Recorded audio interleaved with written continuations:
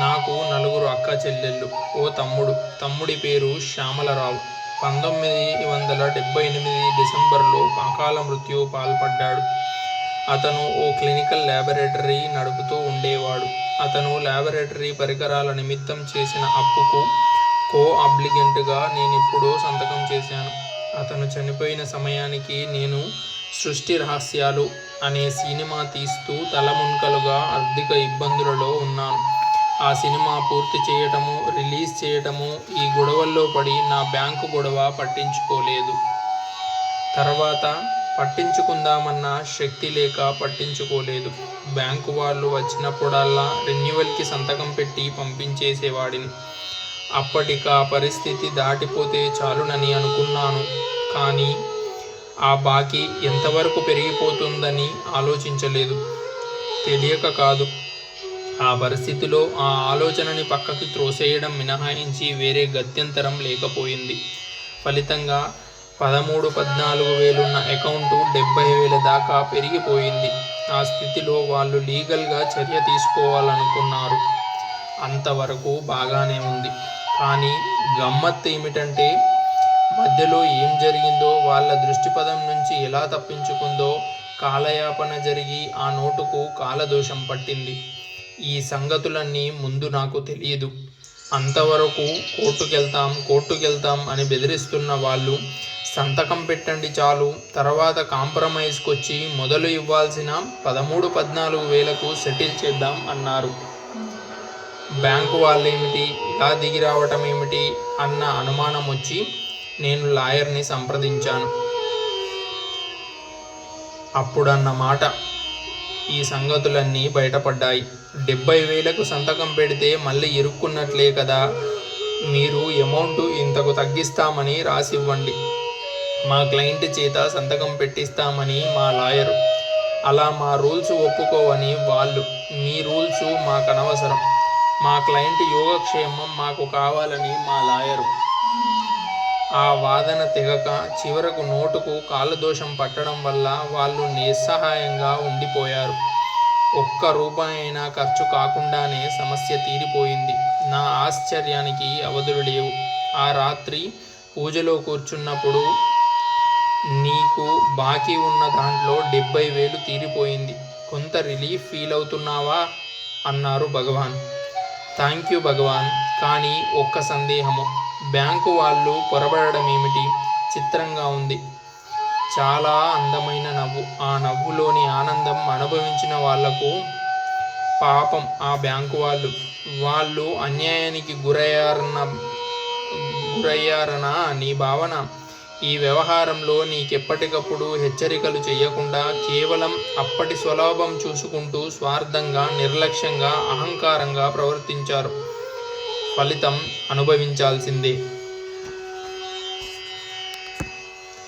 నేను సినిమా తీశానని చెప్పాను కదా, అందులో చాలా నష్టపోయాను. ఆ సినిమా తీయటమో నాకే వెగటనిపించి కొన్నాళ్ల తర్వాత దాని గురించి ఆలోచించడం కూడా మానేశాను. సాధారణంగా పాత సినిమాలు కొని ఆడించుకోవటానికి కొంతమంది వస్తూ ఉంటారు.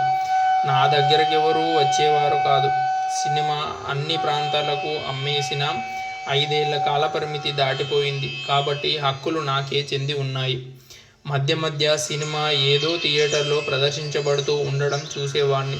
నాది మొదట్నుంచి నిర్లిప్త స్వభావం కావటం చేత వాళ్ళ తిప్పలు వాళ్ళు పడుతున్నారులే, ఇప్పుడీ హక్కులు గొడవ ఎవరు కదిలిస్తారు అని ఊరుకునేవాణ్ణి. బ్యాంకు వ్యవహారం జరిగిన కొన్నాళ్లకి నా దగ్గరికి ఒకతనొచ్చాడు. సార్, మీ సినిమా కృష్ణా జిల్లా హక్కులు కొందామనుకుంటున్నాను అన్నాడు. కొనటం దేనికి? ఎవరు పడితే వాళ్ళు వేసుకుంటున్నారు కదా, ఆ పనే మీరు చేసేయకపోయారా అన్నాను.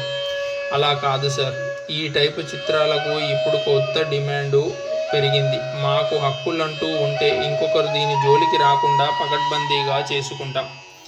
కానీ చిత్రం తాలూకు డాక్యుమెంట్లు అవేవి నా దగ్గర లేవు, ఎక్కడో పోయాయి అన్నాను. అక్కర్లేదు సార్, ఆ సినిమా మీరే తీశారని తెలుసు. ఒరిజినల్ డాక్యుమెంట్లు, రుజువులు అక్కర్లేదు, పక్కా స్టాంప్ పేపర్ మీద అగ్రిమెంట్ రాసివ్వండి అన్నాడు. సరేనన్నాను. తర్వాత డబ్బు విషయం ప్రస్తావించాడు. పాత సినిమాలకు రేటు ఉండదు సార్.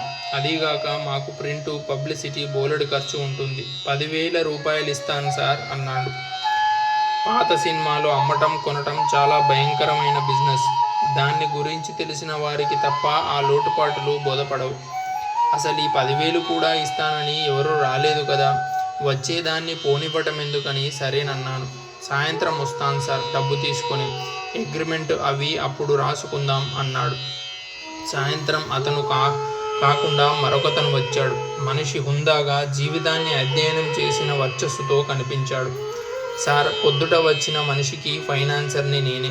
ఆ వ్యవహారం పూర్తి చేద్దామని వచ్చాను అంటూ సూట్ కేసులోంచి డబ్బు తీసి నా ముందు ఉంచాడు.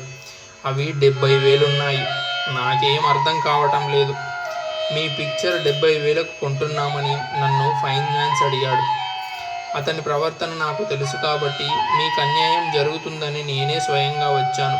ఈ ట్రాన్సాక్షన్ నేనే డైరెక్ట్గా డీల్ చేస్తాను. ఇదిగో 70,000కు అగ్రిమెంట్. అతనిక మీ దగ్గరికి రాడు. జీవితంలో కష్టం సుఖం తెలిసిన వాడిని సార్. మీలాంటి వారికి అన్యాయం జరగకూడదు. నాకు డిస్ట్రిబ్యూషన్ ఆఫీస్ కూడా ఉంది. దీనికి నగిషీలు చెక్కి వీలైతే 1-2 రీల్స్ కలిపి నేనే రిలీజ్ చేస్తాను. లేకపోతే మంచి రేట్ వస్తే అమ్మేస్తాను.